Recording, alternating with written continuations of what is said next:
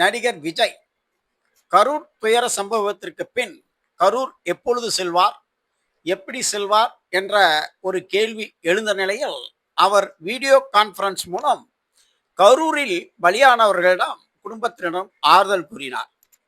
இச்சமயத்தில் அவர் கரூர் செல்வதற்காக சென்னை டிஜிபி அலுவலகத்திற்கு மின்னஞ்சல் மூலம் அனுமதி கேட்டுள்ள நிலையில் சென்னை டிஜிபி அலுவலகம் கரூர் டிஜிபி அலுவலகத்தில் அனுமதி பெறுமாறு தெரிவித்திருந்தது.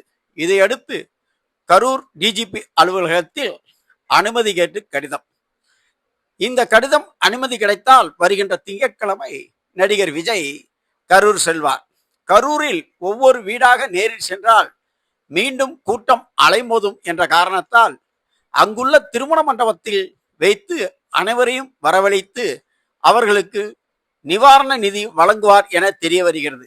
எனவே வருகின்ற திங்கட்கிழமை நடிகர் விஜய் கரூர் செல்லலாம் என எதிர்பார்க்கப்படுகிறது.